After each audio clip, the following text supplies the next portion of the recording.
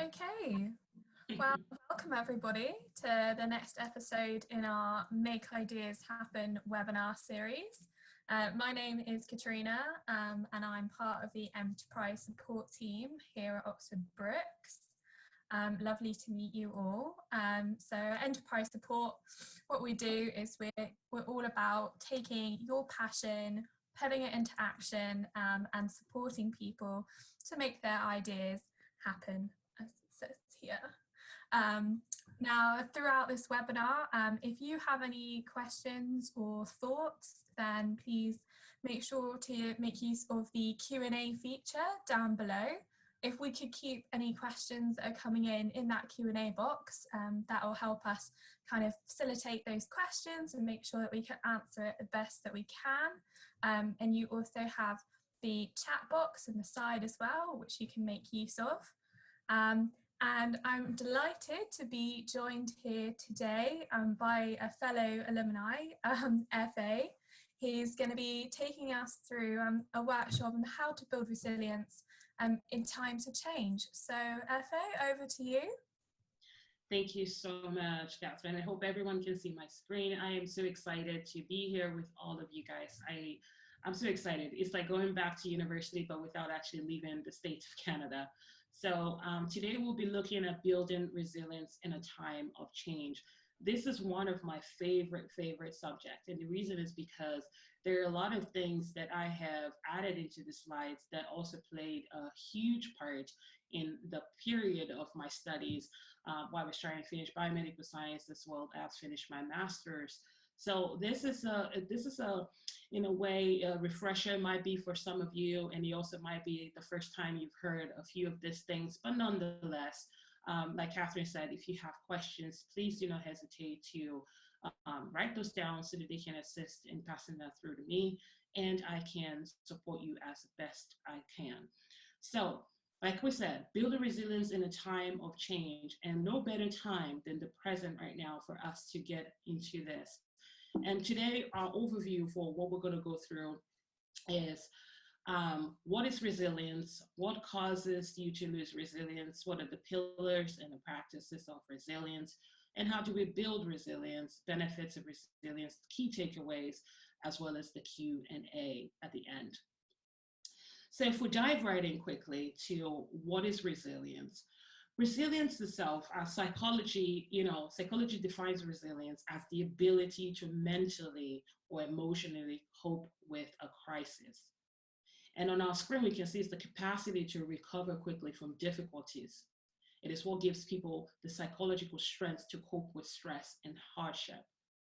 As a scientific person myself, I try to look at it that way and see exactly how does that affect us on a deeper level. And a good psychologist that I also follow, Amanda, from the University of Stanford, she mentioned and shared in her book a while back and said it is the mental or emotional cope of crisis. It's like your mind is trying to cope with it. When you're faced with an adversity, trauma, tragedy, threats, or significant source of stress, for example, such as a family problem, serious health problems, or financial stressor, resilience is the ability to bounce back from the overwhelming influx of risk factors and obstacles. And in life, we all know this, we go through, we all face adversity one way or another, but in different ways for so many people. However, sometimes small things like misunderstanding among friends, and sometimes as a big one, like not getting into the school that we were hoping to get accepted into or getting the job that we wanted, all of this can be a part of a big decision that affects our mood and affects the way that we think. And also, even a big one, as such as receiving a diagnosis of a disease or from a loved one passing, can also affect our resilience. And also, even as humans, we are bound to encounter setbacks in our lives, and some of which can be very difficult for us to navigate or even make sense of it, let alone recover from them. So one of my other favorite authors as well, who is also a neurologist, painted a picture for me. And she painted this picture, and I read the book around 2015, 2016, when I was actually still in university at Brookes. And I was in the middle of writing this thesis for my postpartum when I felt like my mind could not take anymore because I had gone through a loss in my family. My grandmother had just passed away, and I had an exam a couple of days later.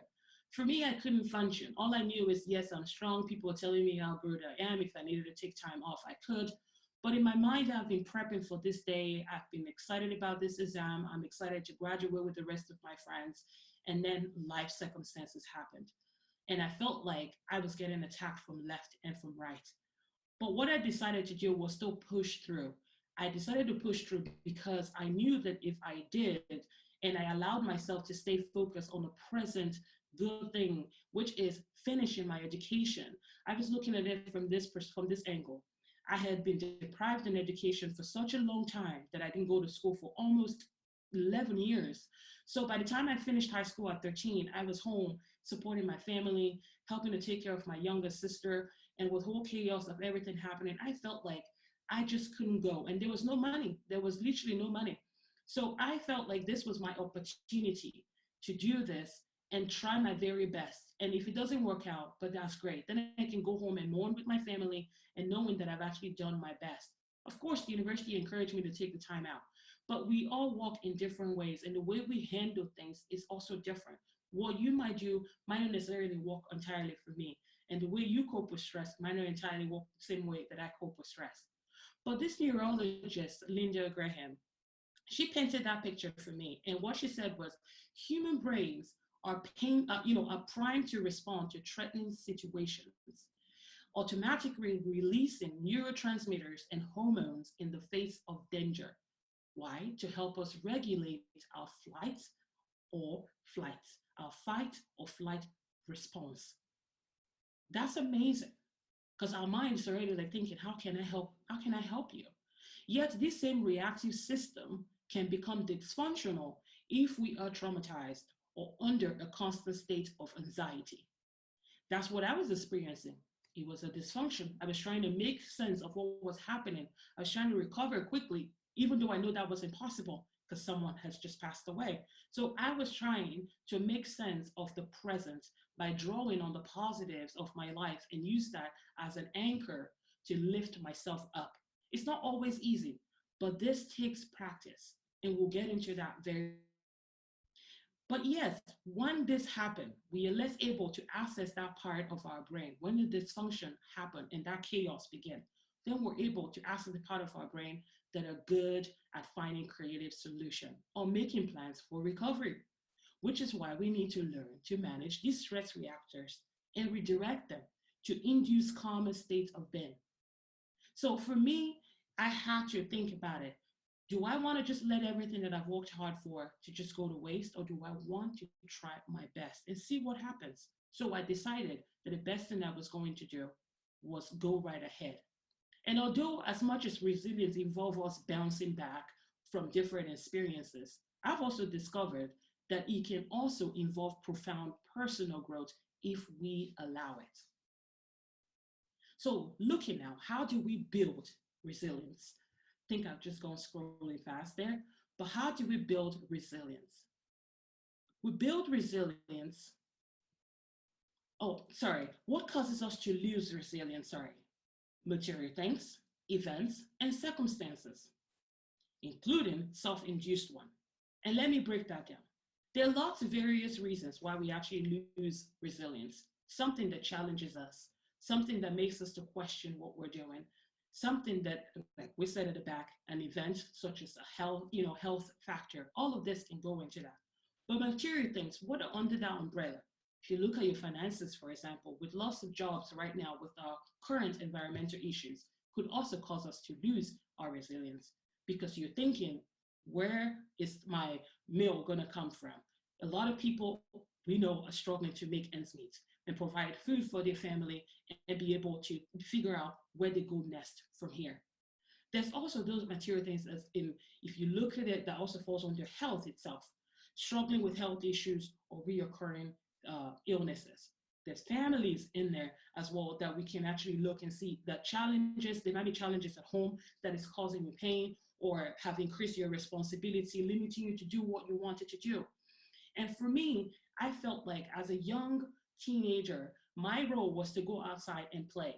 At that point, it wasn't. My sister was born when I was 15 years old. So I was at home. I was trying to be a part-time mother. I was growing up way faster than I wanted to be. There was chaos in the house, and I'm trying to figure everything out and also still be a normal teenager and experience what exactly it is that they experience. But at that point, I didn't think anything of it. I just felt like it sucked. I'll carry on with life. And one day I'm going to get out of this, and one day I'm going to make my life great. But at the same time, I knew that I had to be home to support my family. So there was days where I lost my resilience. And there are times where I felt like the whole world was coming to a standstill, coming to an end. And this is like the situation that we're facing right now. There's a lot of people going through hardship. A lot of people that I've been speaking with who are graduating and not knowing exactly what the next step is going to be. There's a lot of people who their family are counting on them. There's a lot of people who this is the first time in their family they've been the one to go out and get a degree. But now what comes next? And that's where that event and circumstances happens where it's just beyond our control. But the good thing is here that we still have ourselves. We still have our self-worth. We still have our value.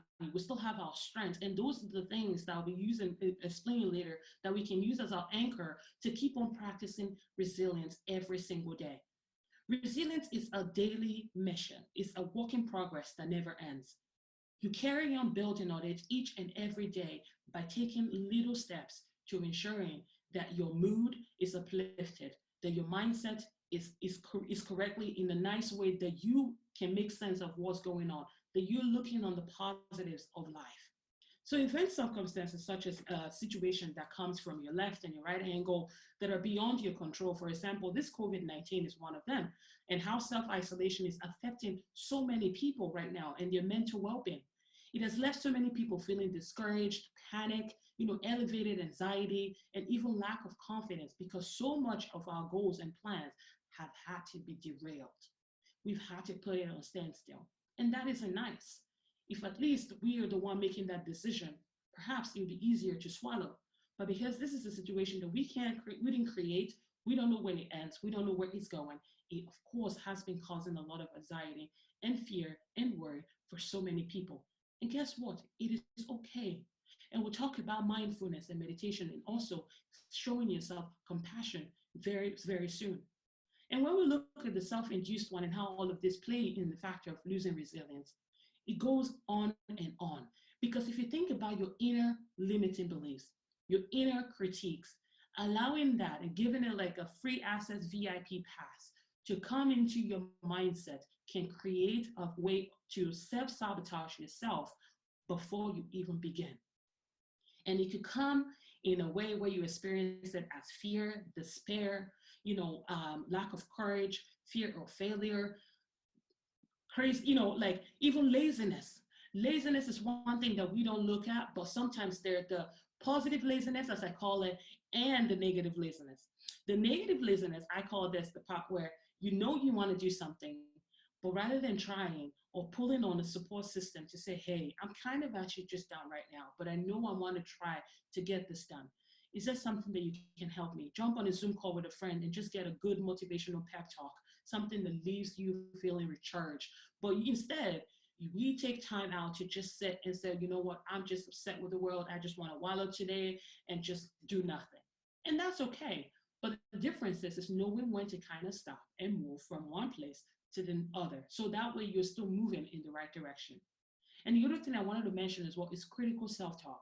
We're so hard on ourselves that sometimes our inner critic is the first thing like that critical self-talk that comes in, and our limiting beliefs just comes in and it starts telling us things that we even know to the very core when we're honest with ourselves isn't true. But because we are focused on the problem and we haven't allowed our brain cells to focus on the solution, those critical self-talks sometimes can take the driving seat of navigating things, helping us make decisions, and so forth. So for me here is, how do we then build resilience? How do we build resilience if this is the case? We reframe our thoughts. We enjoy mindfulness and meditation. We seek support, like I mentioned before. Focus on what you can control. And my best part is you laughed more. And that's the best medicinal um, help that you can get anytime. Laughing is the best cure. But how do we reframe our thoughts? Okay, it is a daily life practice, like I said, building resilience. It's a daily life practice. It's like breathing. That's how you see it. That's how I see it as well. And it may not be the way you see it. I feel like, okay, I have a better word, a nicer word that I can actually enjoy and say, okay, this is how I'm going to build resilience. And that's my word for the year or my word for like the next few months, whatever it may be. But reframing your thoughts, all of this process is of building resilience is a work in progress that you have to spend the time to do. It's your own self-work that you have to do where nobody can help you to achieve this. Only you have to be capable of making that decision positively with a sound mind and enthusiasm to say, yes, I'm really committed to making my life into this. And we'll talk a little bit more about changing the narrative and how powerful that is, especially in building resilience. So building resilience is a daily practice. But these three, these key examples that I've just mentioned here are very important reminders along the way. Resilience is an important ability and something that you can get better at time. You do. You get better at time. You're developing a positive outlook, when you're thinking about reframing your thoughts. Develop a positive outlook on life. So if you have something that has been nagging at you or that's been stressing you out and you don't see how you can actually change it, there's got to be something from that situation that if you are honest with yourself and you sit down and you document it, you will find something positive about it. And we'll talk about that in a second. But for here, developing a positive outlook of life, having a strong support system, taking active steps to making things better can go a long way towards becoming more resilient in the face of life's challenges. Someone once asked me and said, what's the hardest thing that you have ever had to go through that you can say helped you redefine, solidify, build your resilience or whatever? And I told them and said, for me, it was at the age of 14 years old when we had just moved to Belgium and we had left a very comfortable home, comfortable estate in Nigeria where my mom was stationed doing missionary work. My family, some of them were based out in Texas, some of them were in Nigeria, and my biological father was in Belgium. So I had gotten so excited hearing my parents for months tell us that we're moving to Belgium. We're moving to Belgium to be reunited with my biological father. This is a man that I don't remember seeing. He left when I was about 2.5 years old. So I was excited. I know he traveled a lot, but I always wonder, why never come home? If you're doing missionary work, mommy always comes home. She makes time for the family. She sees family left and right, friends, and she makes time. However, why doesn't he come home? As a young child, for me, I couldn't understand it. So I asked a lot of questions, and I think I kept on asking that question to the very moment we landed foot in Brussels.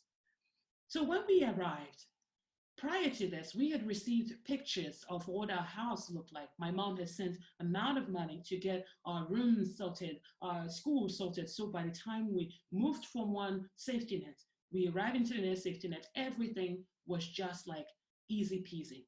So there was no way for us to kind of actually feel the change too much. It is her way of doing it, and we never did. Out of all the places she moved to, it was very seamless, it was easy, it was fun. So she wanted to recreate a new home for us in Belgium. We arrived at the airport. We were waiting for the car that we saw in a picture, a very, very nice, beautiful car, a very, very nice, beautiful car. And I'm talking a Mercedes-Benz, and I'm not a better person in the car, but at that point, this was the latest of the latest because my two older brothers were excited to the moon. We came out of the airport, there was no car. We had to take the train and go to another train, then take a taxi to our new home. And guess what? This beautiful 4-bedroom apartment that was in the nice picture in the letter that I got written to me was not there. It was a non-condo apartment. And in my mind, I'm thinking, this is a stopway to the house. We just need to rest because mommy needs to rest. We've been traveling for a while. And it turns out that all 5 of us, soon to be 6, because my mom didn't know at that time that she was expecting a child, soon to be 6 people would be living in a studio apartment, in a one-bedroom studio apartment. It was so tiny that the studio, I call it a studio because there was a wall just covering it with a drape. So we moved in there and I was surprised. My mom was shocked because I was thinking, how could this possibly happen? And things literally from that point on in my life at 14 years old started going off, going left and right. Fireworks were happening. Everything that I had thought about life, I was questioning. What I believed in, I was questioning, and so on and so forth. Everything changed. But for me, the worst situation would then come down a few months down the line when my biological father would take me to a room of a woman that I've never met and asked her to tell me exactly what it is that she does with her body to a man. And this man that I've been told is my father would then tell me, instead of going to school, that I should work in the family business and do what this girl is doing. And in short, he wanted, his vision for me was to end up as a prostitute and nothing else, so I can bring back money into the family. This is someone who's had a life, and he's given us a picture of a life, a beautiful life that he had in Belgium. And he was asking me as a young child who's never been exposed to this sort of thing and had a different way of living, a different lifestyle of living, sat in this room scared as this woman go on in details of how she does what she does. I panicked. I went into the bathroom. I remember what my mother said, if you're faced with something, don't be scared. Don't act as if you're scared so that way they don't tie you up or do whatever. Just act calm, compose yourself, you need to take away. So I said, I excused myself to the bathroom and came back. And that was when I noticed that if this is the break and moment for me, if I don't make a decision now, I know him as an abusive man, that it would end very badly. I called my mother with those old Nokia phones. She said, remain calm and just tell him you're not feeling well. And we did.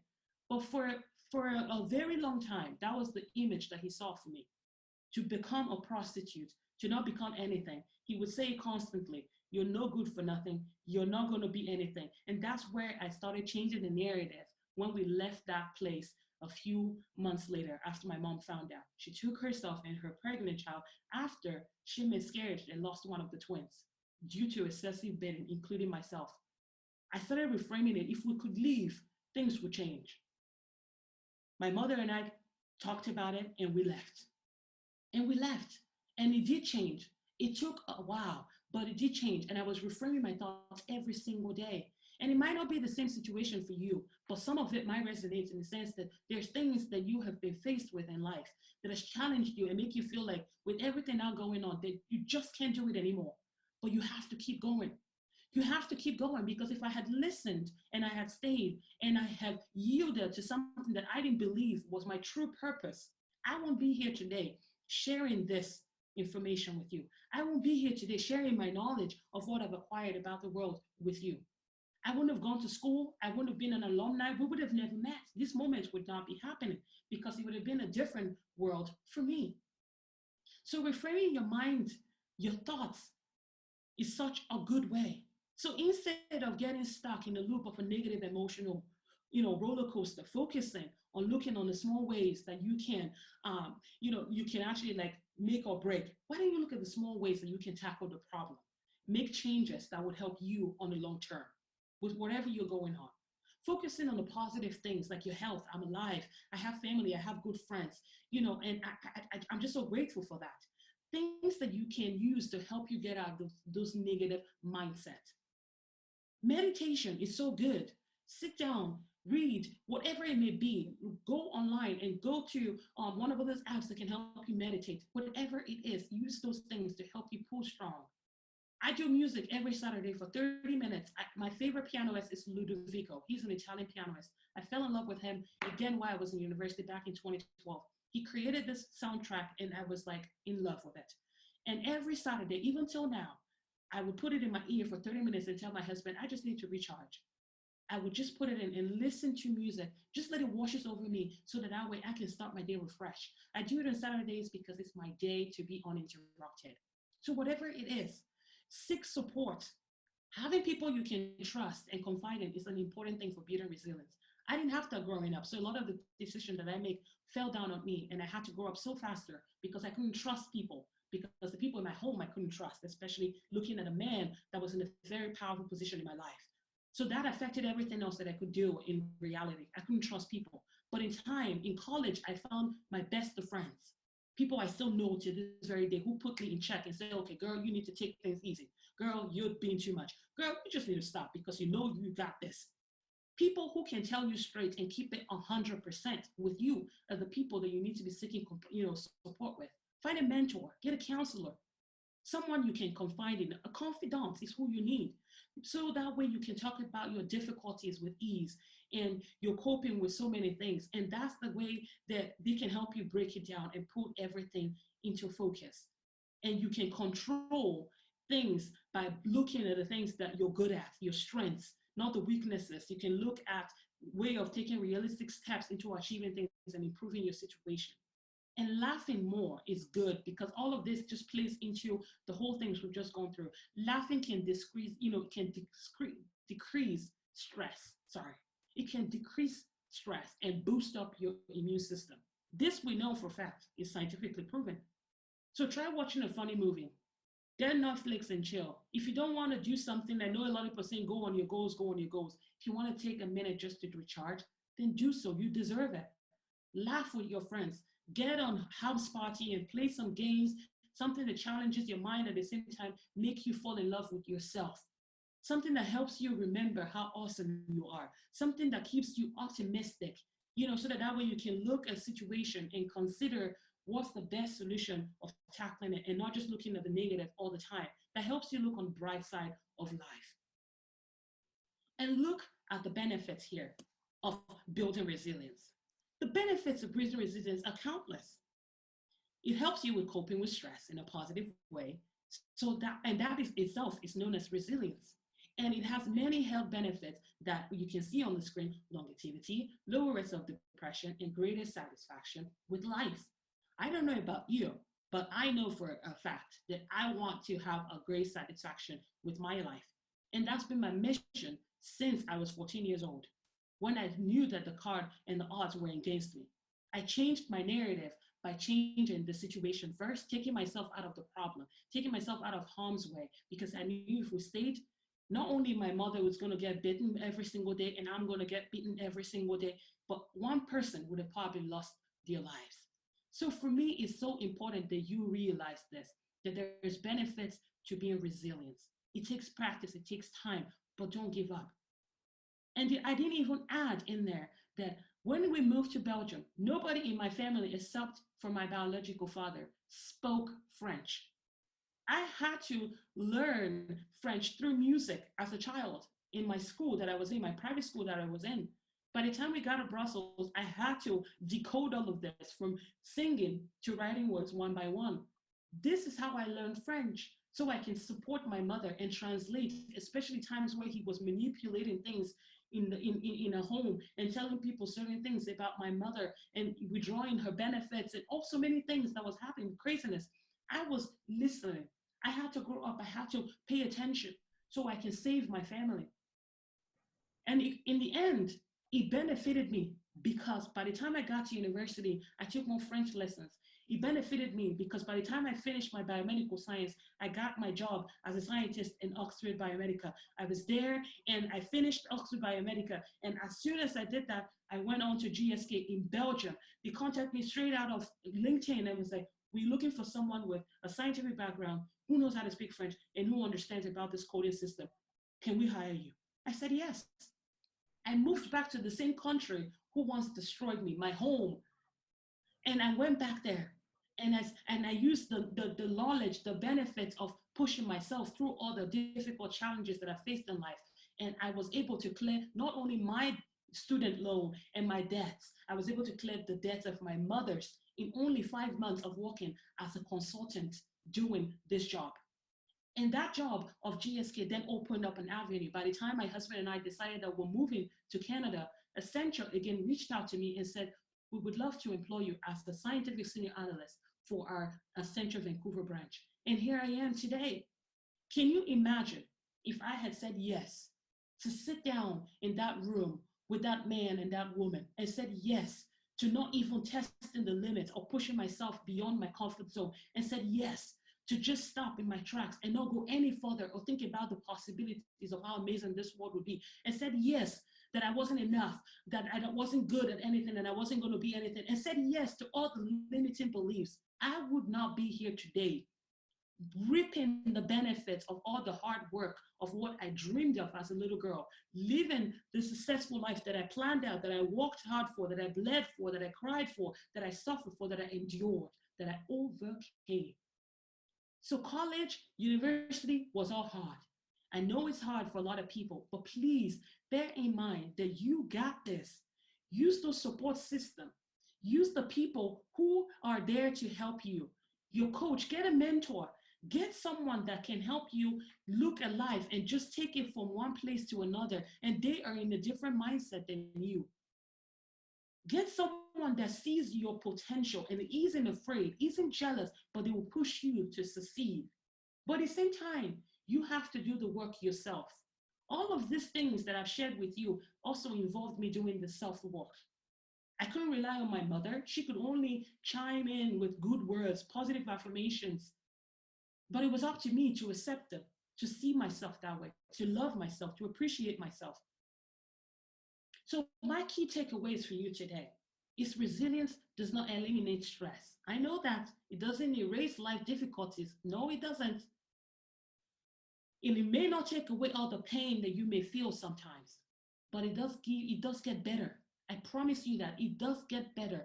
Because instead, what resilience does for you is it gives you the strength to tackle problems heads on. So you're not digging your head under the sand, but you are being the one who is the go-getter, the fighter, the believer, the one who sees the potential and is like, I'm going to go and give it everything I've got. And even though I fail, I'm still going to be succeeding because I tried.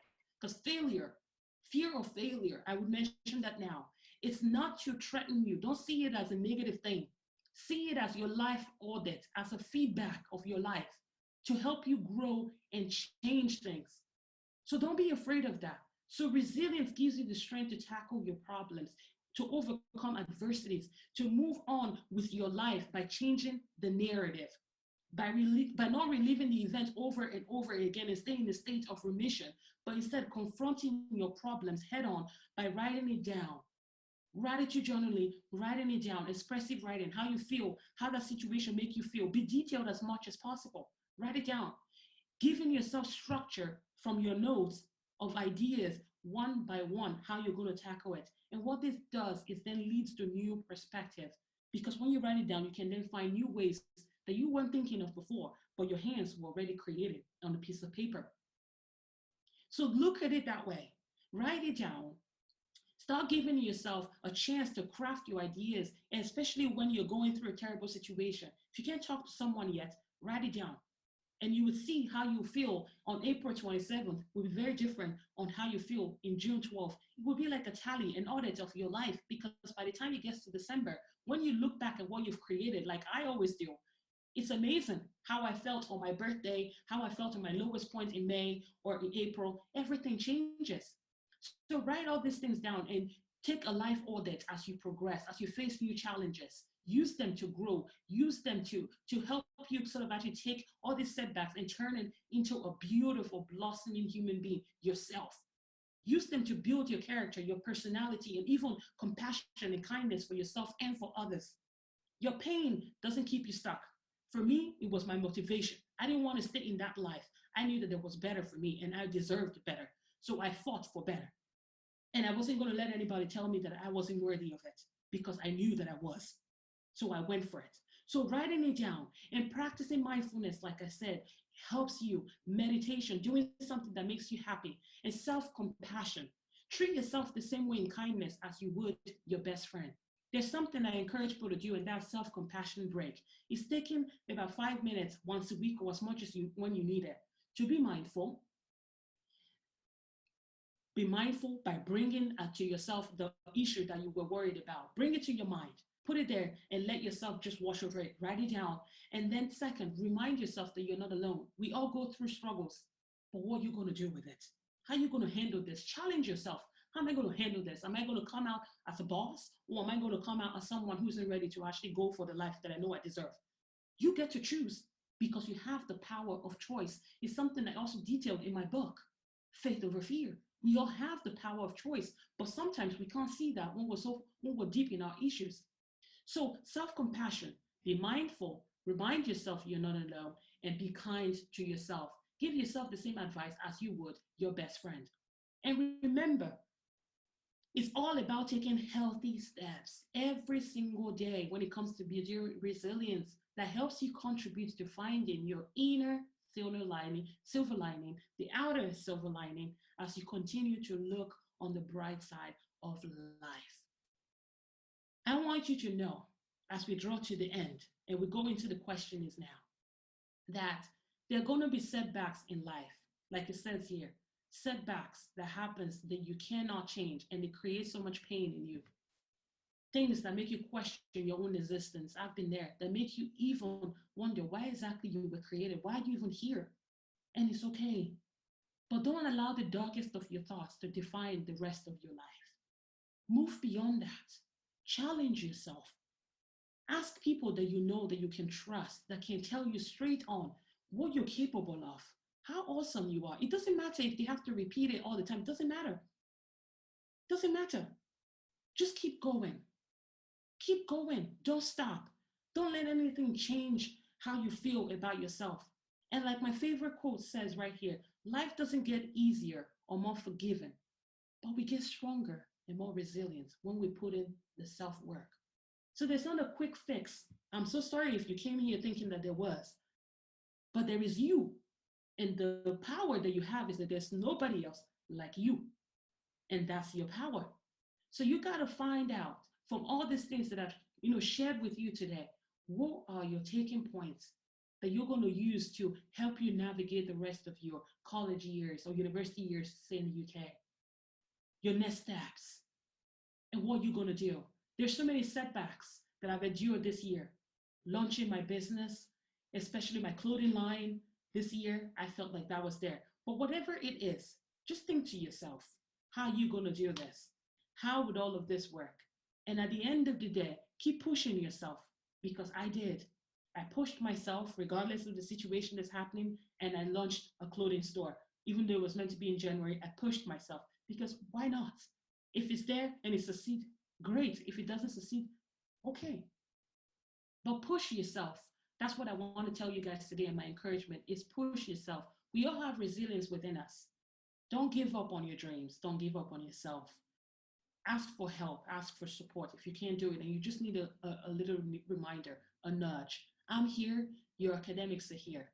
But I'm going to open it now to questions, so that way we can all sort of actually like dive a little bit deeper into this. So thank you all, and I hope this truly helped you, and I'm just so excited to hear what you want to ask. I'll give it back to Catherine.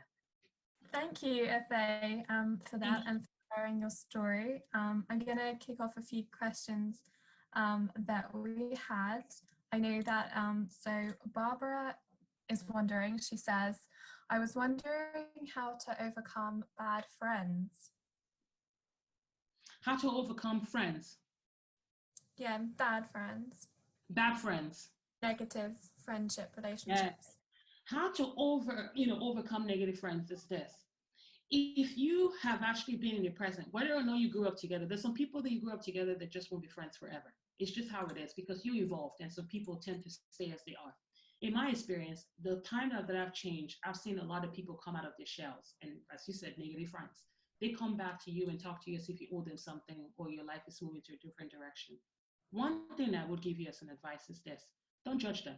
Please don't. But you should always say your mind. Be very clear. Be an honest person and tell them how they're making you feel. And not say, you make me feel, but start the sentence with, I feel like this friendship is no longer adding value to my life. This friendship is no longer making me happy. I feel like I'm not being challenged. I feel like I am forgetting who I am. I feel like my ideas are not coming across, and I want to change the situation. And this is what I'm proposing.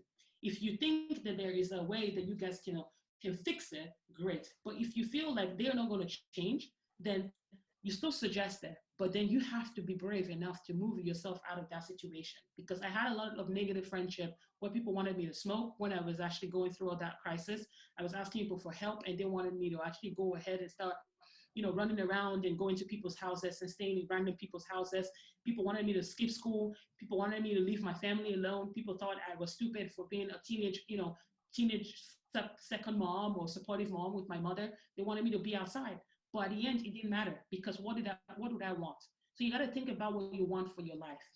You got to think about what sort of value they're adding. And if you feel like everything is always negative and they're making you feel like you're less worthy and you're questioning your own, strengths and your abilities and your confidence is always drained, your motivation is always drained, your mindset is drained, then you got to start being honest with them. And you got to do it that way. And that's one way to kind of actually like fizzle things out without, causing too much tension. So just try that. I feel that I'm not very happy with the way things have been going. And I feel like we should talk about this. And then you just say it, practice in front of a mirror, write down notes to yourself and see, even play it out with your best friend or somebody that you trust, just to kind of have a back and forth dialogue if you have to. But be honest and use your words. Okay? I hope that answered your question, Barbara. And we've got another one from here. So how do you hold yourself accountable to remain resilient during tough periods, such as the current pandemic? I've been holding myself accountable with doing two things. My pre-work mentor challenge, which is when I wake up, I do my notes. I do a gratitude notes at the beginning because I want to see what I was grateful for when I first wake up. My pre-work exercises, I write down and say, okay, what do I want to achieve today? Do I want to work at a center and excel in my project or career or look at ways to grow my career there? Okay, write that down. Do I want to actually take my business to another level? Do I need to reach out to people at this point and give them what I can give or support them in the webinar such as this? Okay, I write that down. And at the end of the day, I do a post work. I look at those lists and look at what I've achieved, even if it's as simple as I want to actually go through my emails today. I want to check in on a friend. I want to check in on my family. I want to read a book and I want to watch that movie on Netflix and just chill. Whatever it may look like to you, you can start as easy as just looking at what your body, what do your soul needs right now? That's what you take accountable for, because the life that we once known is gone. This new world we're all going into is going to be different. It's going to be different for me. It's going to be different for you. So only you need to make sense of what's happening right now with your reality. And the best way to do that is going with how you feel inside. How are you feeling? How are you emotionally? How is your heart? You got to talk to your heart and your mindset. How are you today? Are you afraid? Are you anxious? And you take note on that and keep yourself accountable at the same time by asking your friends, if you know them and you trust them, to kind of say, oh, why don't you check in a while? I just have this project that I'm working on and I have some schoolwork, but I'm so demotivated. Like, I'm trying to, just talk to some people and just say, how can I do it? I need to focus on this, but just ask me by Friday how I'm going in and check in on Tuesday. Find out one person. I have that one person. It's my best friend. And I don't ask my husband because then it's like a lot more stuff on his plate that I already asked him to do. But my best friend is someone that I pull on and say, just check in on me on the week and see how am I doing when it comes to my own personal tasks and projects. There's no rush. Nobody's going to ask anything of you after this is over, but you have to be comfortable and you have to be happy that you have changed into someone that you'll be proud of when the self-isolation is done, when COVID-19 is long and gone. So do your best now. Hold yourself accountable as well by setting that achievement at the start, looking at it at the end, writing your gratitude journal, being mindful of how you're feeling and recognizing that's you, don't brush it off, and asking a friend or a mentor to also kind of actually check in once in a while just to make sure you're still on the right track. Great. I think that leads perfectly into the next question that we have here from Taffy. She asks, how did you overcome the fear of starting your business if you had any? Oh my goodness, that fear, I tell you, I started this in 2012 when I just got into university. That was exactly when I started it as in properly. But it's been going on before that since 2009. I've been doing primary schools, my church events, talking to young children who, of course, were children who their parents had gone through divorce. So my pastor at the time, my youth pastor and mentor, had asked me to come and share some of my stories with them of how I overcame that when I was their age and how hard it was for me. And these were people from the age of like about 4 to 7, and then they had 15 to about 21 at that time. So the ages kind of range. So I was doing that and I enjoyed it. So by the time I got to Brookes, I decided that why don't I just create a group of women where we can all study together? For me, I was 25 in a classroom of 18 because, hey, that's the time I was able to afford going to school, save up after finishing, my chef school and working in the nicest hotel as an internship, and saved a lot of money, and then got a scholarship at the end. And I was like, oh, thank you. So I was ashamed, I was terrified, I was scared. So I thought I'll create a group. Women, we study in the library, we help each other. So that way I don't feel like I'm a very not smart person, but have supporting system with me. So that's where it stems from. People came, I wrote an email to the biomedical scientist group and asked them and said, this is what I'm trying to do. If you're interested, meet me in this place at that time. It was the Clarisi building. We met there, people showed up, and I was like, oh, perfect. One person came and I thought that was it. But then 15 people showed up. And from that 15 people, they went on and did their own things. But for me, I kept 8. And those were now my best friend and most of the people who were meant to be my bridal people for this year. So for me, it's kind of like that's how it started.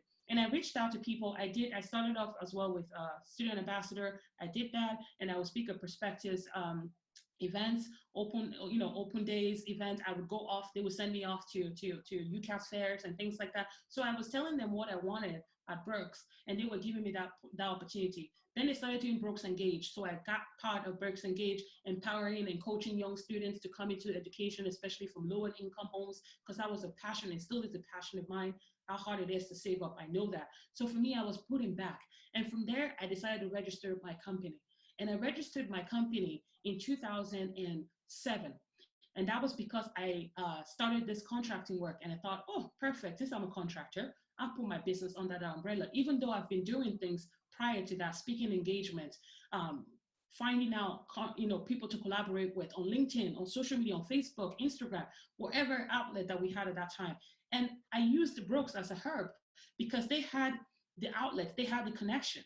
And I knew that I was in a good position to talk to someone there that would know what I wanted to do. And they did. So connection is really important. And that's how I kind of grew it. And I got over that fear by just talking to people, because I felt like if I don't try, I'm going to be a lot more sadder. And that's my thing. I'm always afraid to be disappointed in myself. So if you're afraid to disappoint yourself, it pushes you to somehow kind of actually just go for it anyway. And even if you fall flat on your face, so what? You don't care, because you know what you have is valuable and you know what the purpose of it is. Then you shouldn't care what other people think about you and how many times you fail. Keep rising up. But that's where support comes in. Having a mentor helps with that. So I got over the fear by talking to my family, friends, and my friends were the people that always read my emails, my connections, my courses, programs that I had to create, such as this webinars and stuff like that. They had to do all these things, and they were proof checking it, reading it, listening to it. So that's how I got over my fear, a day at a time, but at the same time, pouring in my passion excites me. And that's how I get over my fear, by putting my mind in what I know I'm good at. Takes away the fear, because I know that I will succeed in it. It's about your mindset. Just reframe the way you see it. Rather than fear, see it as a life audit, as a feedback, that even if it doesn't work out as you planned, don't allow it to stop you from even trying. Still go ahead and be proud, because there's a lot of people who don't even bother. But you woke up, you tried, and that's good. Some really valuable advice there. Have we got any more questions from the audience at the moment? Haven't seen anything come through. If not, I'm going to round off with a question from me. So I heard you mention there that you've just powered along and launched this clothing company. Something new for you. And so I wanted to ask you, as a businesswoman, how have you adapted your current business and your new business to the current situation? Of course, at the beginning, it was very difficult, very hard. And to be honest with you guys, I literally cried most days, because I was like, I cannot deal with trying to juggle Accenture's work and my business all at the same time. And people ask me, why not just go full into your business? Well, I am full into my business, but I'm also full into Accenture, because I love being a researcher And I didn't even know I could code. I loved that part of being a woman in STEM. As a Black girl, it was a hard thing for me to believe that I could achieve, but I did it. So in that part, and I'm still giving value there and learning so much that it's also playing a part when it comes to my business, especially with web designs and so on and so forth. And in this crisis, what I've learned at my current job has allowed me to translate that into my business. Even launching the clothing line, like you said, I had to understand how building an e-commerce even works, creating a marketing stream for that. And I had to get online and, join webinars, and people were offering free classes. I went ahead and took it. I even reached out to people that I admired on Instagram and said, hey, I would love to kind of just actually get mentored by you. Is that okay? Or just actually like get coached by you? Can I have a free 30 minutes, 20 minutes of your time just to talk about our plan and see if we can be your best fit? That's what I did. And I balance it by, just asking people who have already done this before I came here, people who are more advanced than me. I have mentors, the same women that I run my first event with after when I got here last year. I moved here in December of 2018. By January, I was already gone, came back again after GSK in March to Vancouver. And by October, I did my first event. Those women, I asked for advice. How have you been doing your successful business? They work in tech, they do masterminds, they do coaching. They know, they are my go-to people. And I also have my own mentor in them. So that's powerful women that I've been asking. But at the same time, you have to spend time doing research. And that's why I've been finding the balance of finishing that. Essential blesses heart, good for me. It's not a 9 to 5. I can work whatever schedule I want to work that fits in my family life. I've always worked remotely. So in a way, it's benefited me to be able to finish a task, then come on my business, and then finish that task, then returning back to what is a priority. So there's always a fine balance. But for me, I have my day always planned ahead. So make sure that you know what you want to achieve on that day. That's, again, something that's very important. Because when I say I want to work on something like my mailing list, that's what I'm doing today. Get through my email for my business and reply back to people. There are people who have actually shopped from my website that I have to reach out to. That itself, I had to get creative and put it out there because I didn't know anything. But they were my designs. I reached out to a company in the US and they said yes, that they can fulfill everything and handle everything for me in the US and in North America and Europe. So again, you just have to look at what is out there for you. And if you don't know, I'm always here. Your school is here to actually just like pinpoint you to the right direction. But I find balance by just doing what I'm passionate about and prioritizing what I need to do on my day. That's how I kind of navigate both so I don't get overwhelmed. Even though some days it may happen, some days it may not. And when you don't, consider that a good day and still keep springing forward. Great. I think that answered my question perfectly. So just to sum up, thank you again, Efe, for sharing your story with us, for like a really nourishing and insightful session today on how you've adapted.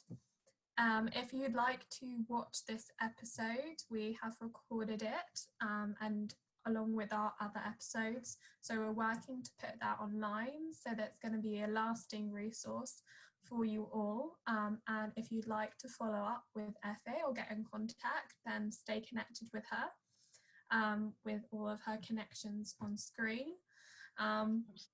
We also have some dedicated website pages on enterprise support. So that's brookes.ac.uk/enterprise and then /COVID-19 for all of the resources that we have online at the moment to help you adapt to making your ideas happen and your projects and your businesses at the moment. And again, please follow us on social media, on Instagram and Facebook, to find out more information on what we're up to. Next week, we have a webinar on how to create a strong brand identity. So please do join us and tune in next week. Other than that, have a lovely day. Thank you again, Efe. And thank you for having me. Thank you guys. Have a wonderful day. Bye. A wonderful evening. Bye, everyone.